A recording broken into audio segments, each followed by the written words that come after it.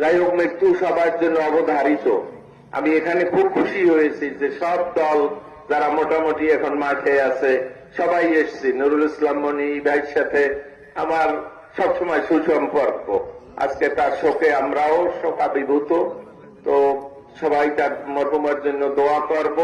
আমি খাস করে একটা অনুরোধ করি, জুলাই আগস্টের পর বাংলাদেশের যে একটা পরিস্থিতির সৃষ্টি হয়েছে, আমরা সবাই মিলেমিশে দেশপ্রেমিক,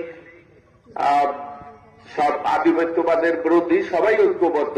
নির্বাচন হবে, বিভিন্ন মত দ্বিমত থাকবে, কিন্তু আমরা সবাই যেন এমন কোন পরিস্থিতির সৃষ্টি না হয়। কারণ বাংলাদেশকে সঠিক পথে পরিচালিত করতে হলে জাতীয়তাবাদী বলেন, জামাতে ইসলামী বলেন, সবাই ঐক্যবদ্ধ, মূল জায়গায় ঐক্যবদ্ধ থাকতে হবে।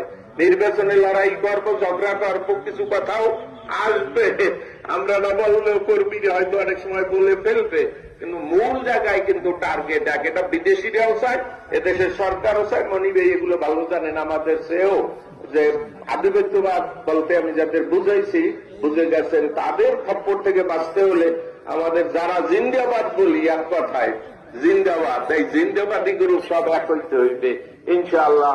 আমরা দোয়া করি, এই পরিবারের জন্য দোয়া করি। অনেকেই অনেক কথা বলেছেন, সেগুলোই কথা। সবাইকে এই পথে যেতে হবে, মৃত্যুর জন্য প্রস্তুতি নেই। এই পরিবার যেন শোক সহ্য করে আল্লাহর পথে, এই দুনিয়ায় কল্যাণের পথে এবং আখিরাতে মুক্তির পথে চলতে পারে। আমরাও যেন সবাই সেই পথে চলতে পারি, এই বলে আমি শেষ করছি।